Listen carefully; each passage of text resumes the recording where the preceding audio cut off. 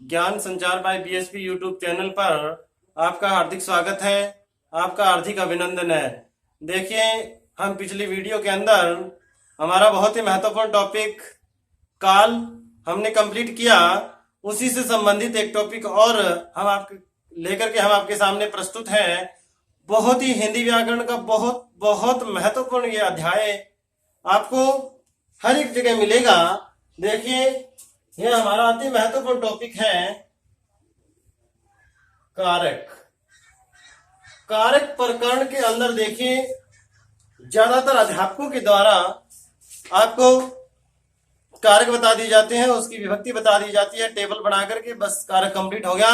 लेकिन हम एक अलग तरीके से आज कारक को पढ़ने वाले हैं। बहुत ही अच्छे तरीके से, लाजवाब तरीके से मैं आपको पढ़ाऊंगा कारक। देखिए, सबसे पहले इसी शब्द को हम डिफाइन करते हैं। कारक होता क्या है? देखिए, कारक क्या होता है।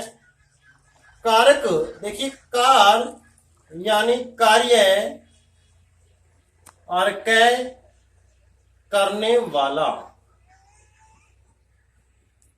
यानी कार्य करने वाला कारक होता है। और हिंदी व्याकरण के अंदर कार्य करने वाले को तो हम कर्ता कहते हैं। क्या कहते हैं? कार्य को करने वाले को तो हम कर्ता कहते हैं। कार्य करने वाला क्या होता है विद्यार्थियों?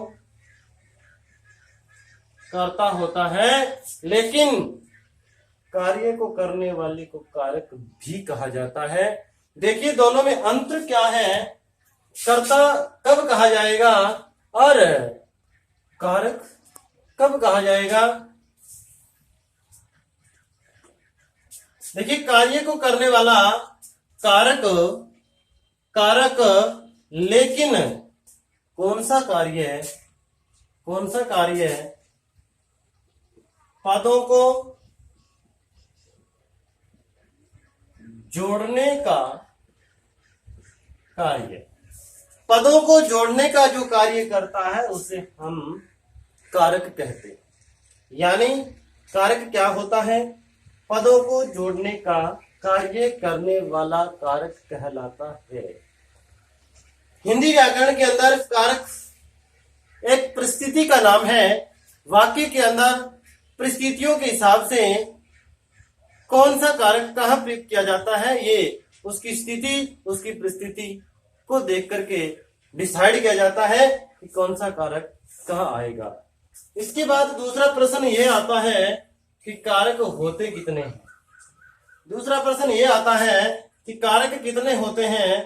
कारक 8 होते हैं।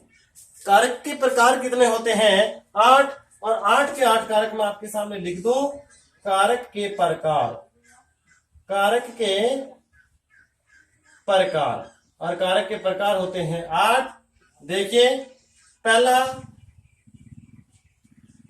कर्ता, और कर्ता कार्य करने वाला, यानी कारक का पहला ही कारक कौन है?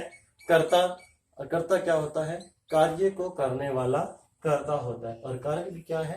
कार्य को करने वाला। कौन से कार्य को? पदों को जोड़ने का कार्य करने वाला। दूसरा कर्म, तीसरा करण, चौथा संप्रदान, पांचवा अपादान, छठा संबंध, सातवां अधिकरण और आठवां संबोधन। 8वां कारक कौन सा है? संबोधन। पहला है कर्ता, कर्म, करण, संप्रदान, अपादान, संबंध, अधिकरण और संबोधन। देखिए, कुछ हम विशेष तथ्य पढ़ेंगे, उसके बाद हम इसकी विभक्ति और इसके प्रयोग के आधार पर वार्ता करेंगे। लेकिन इससे पहले हम कुछ इसके विशेष तथ्य मैं आपको बता दूं। कि कारक के क्या क्या विशेष तथ्य होते हैं। देखिए, इसका पहला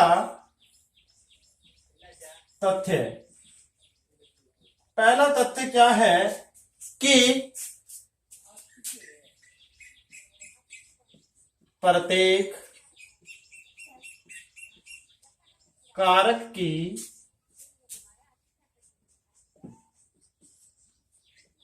अपनी अपनी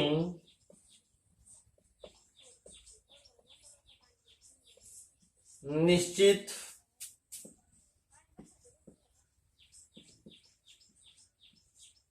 विभक्ति होती है।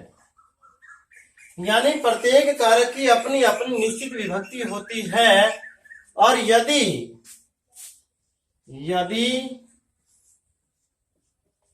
किसी कारक की विभक्ति समान हो, यानी कि बराबर हो, सेम हो, तो वाक्य में उनका कार्य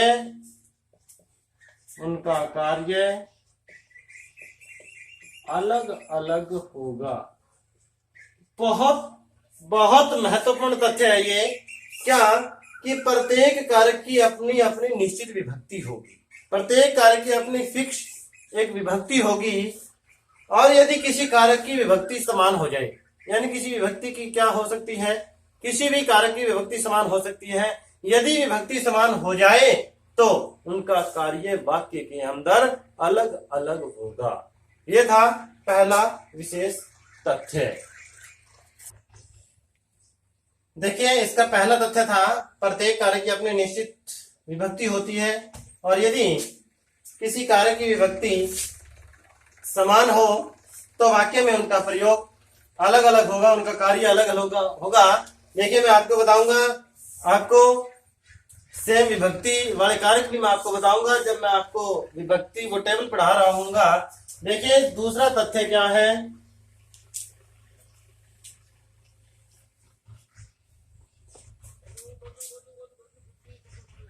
तथ्य दूसरा क्या है, एक ही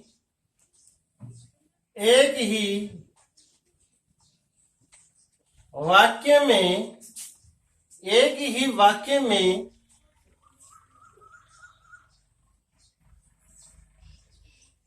कई कारक हो सकते हैं, कई कारक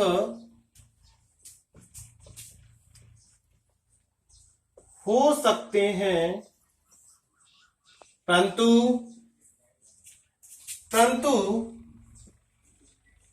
एक स्थान पर दो नहीं हो सकते,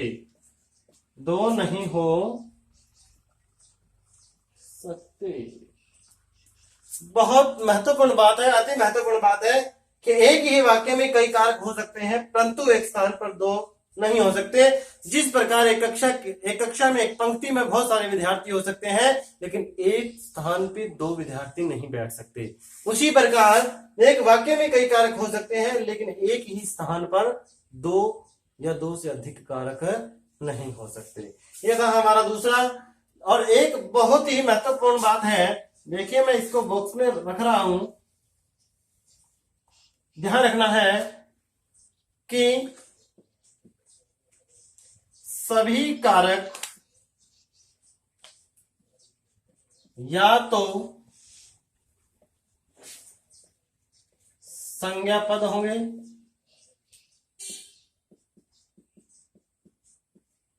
या सर्वनाम पद होंगे।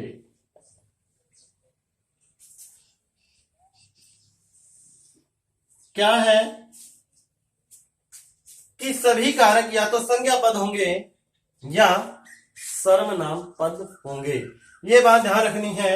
ये बात तो मैं जब टेबल करवाऊंगा उस समय बहुत काम आएगी। क्या सभी कारक या तो संज्ञा पद होंगे या सर्वनाम पद होंगे, या संज्ञा या सर्वनाम। देखिए,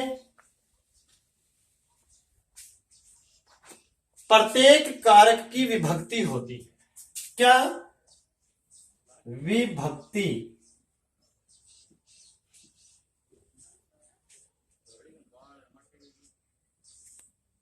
विभक्ति क्या होती है? विभक्ति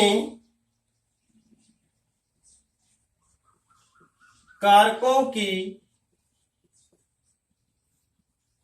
पहचान कराने वाले पद। विभक्ति क्या होती है? कारकों की पहचान कराने वाले पद विभक्ति कहलाते हैं। और इनको और किस किस नाम से जाना जा सकता है? देखिए, इसको परसर्ग या कारक चिन्ह। इसको परसर्ग या कारक चिन्ह के नाम से जाना जा सकता है। और देखिए, मैं आपके सामने लिख रहा हूं कारक और विभक्ति। क्या?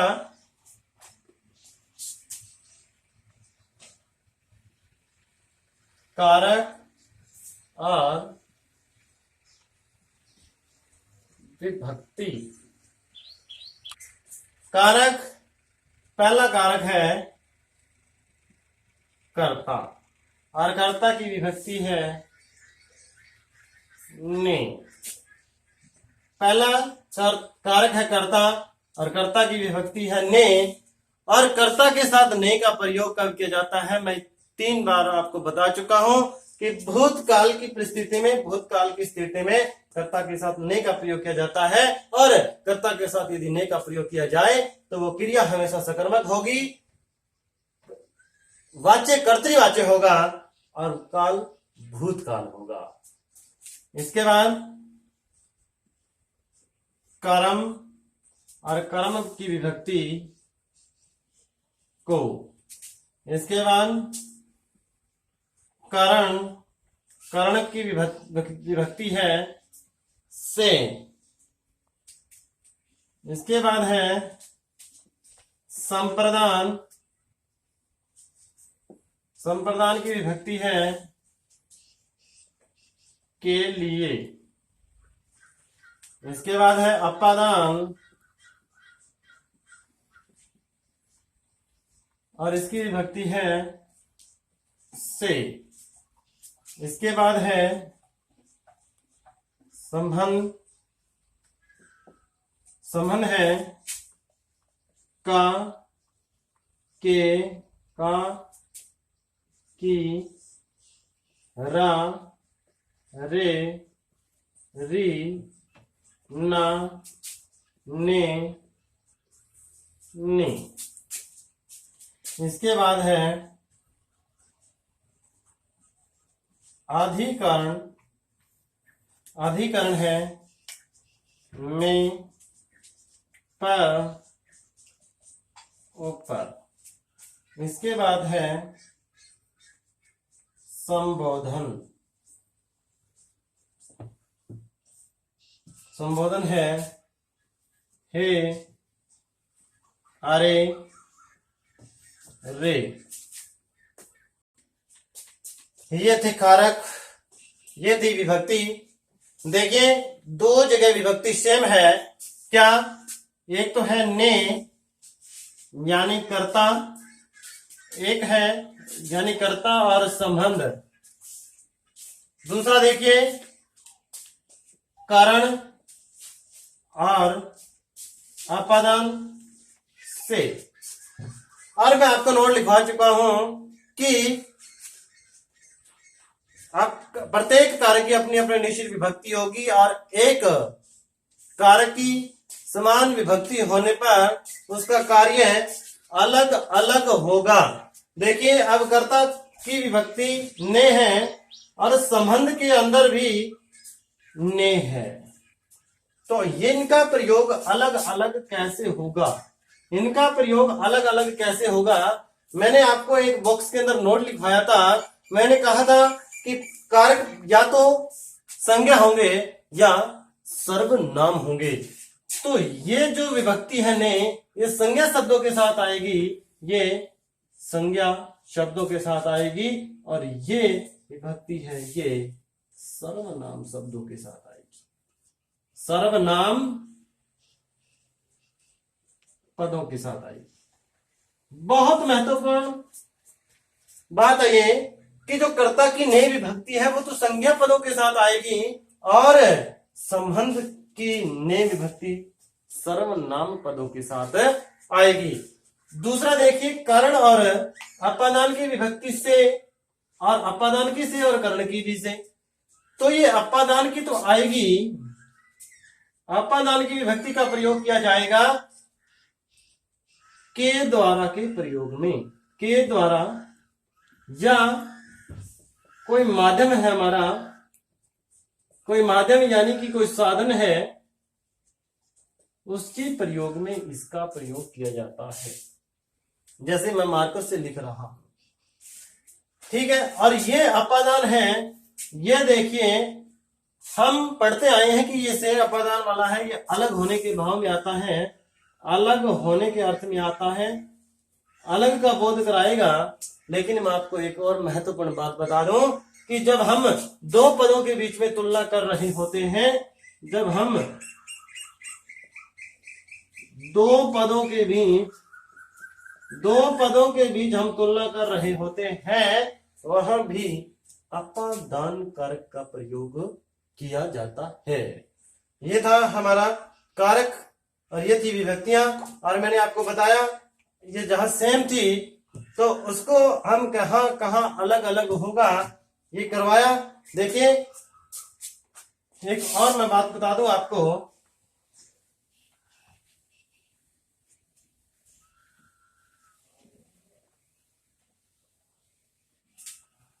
कुछ और महत्वपूर्ण बात है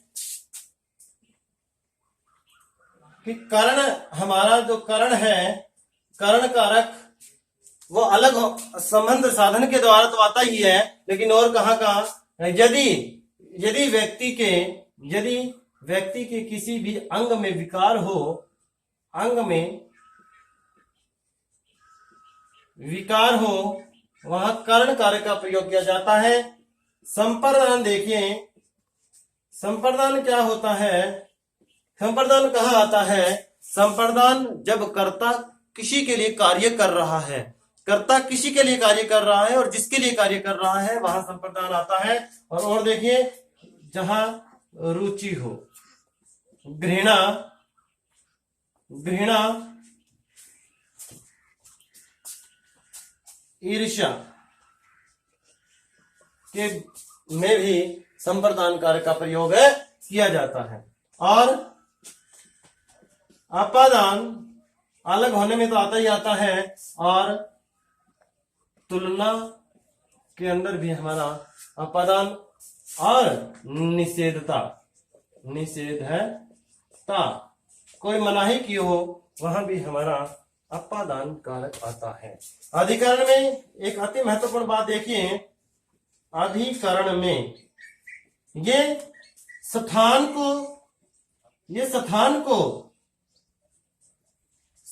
का सूचक होता है। भाई किसका सूचक होता है, स्थान का, स्थान का सूचक होता है। एक नोट लिखिए, नोट लिखने के बाद हमारा ये कंप्लीट हो जाएगा। क्या, कैसे पहचानेंगे कारक हम कैसे पहचानेंगे,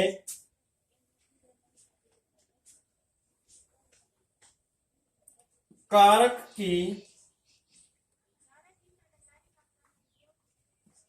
की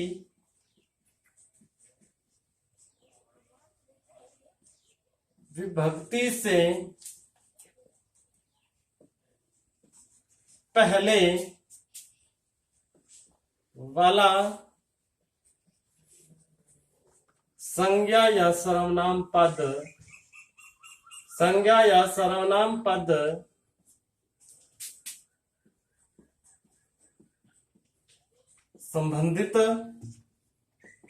संबंधित विभक्ति का कारक होगा। कारक की विभक्ति से पहले वाला संज्ञा या सर्वनाम पद संबंधित विभक्ति का कारक होगा। देखिए उदाहरण देखिए,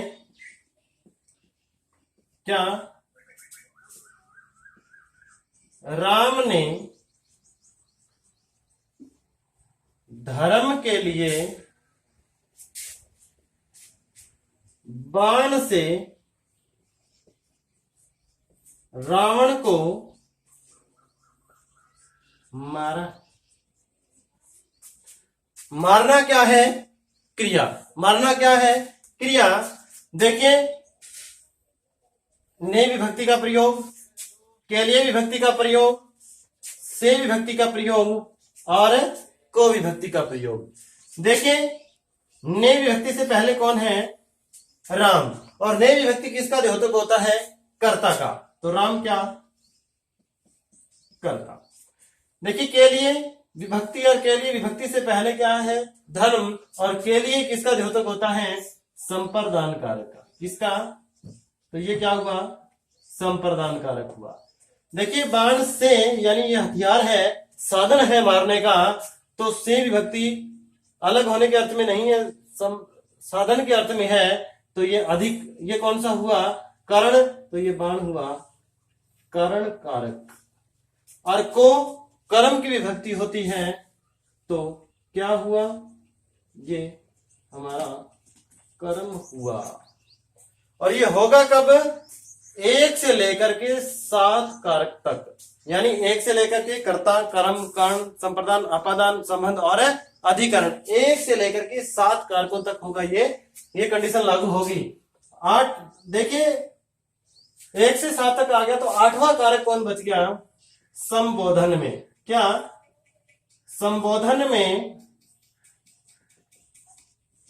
विभक्ति पहले आएगी। विभक्ति पहले और कारक बाद में। कारक बाद में आएगा। अरे हरे नृप बालक। देखिए, अरे ये विभक्ति किसकी? संबोधन की। बालक कारक, ये संबोधन हुआ। यानी बाकियों में पहले कारक आएगा, बाद में विभक्ति आएगी। कहां तक? 1 से लेकर के 7, यानी अधिकरण, कर्ता से लेकर के अधिकरण तक है। और संबोधन में क्या है? संबोधन में पहले विभक्ति आएगी और बाद में कारक आएगा। ये था हमारा कारक का पूरा विवरण। इस प्रकार से शायद ही किसी टीचर ने आपको पढ़ाया होगा। ये वीडियो आपने यहाँ तक देखी, आपका बहुत बहुत धन्यवाद। देखिए, ये वीडियो आपको अच्छे लगे, इसको लाइक करना, शेयर करना, कमेंट करना और इसको आप ज्यादा से ज्यादा शेयर करके इसको फैला दो।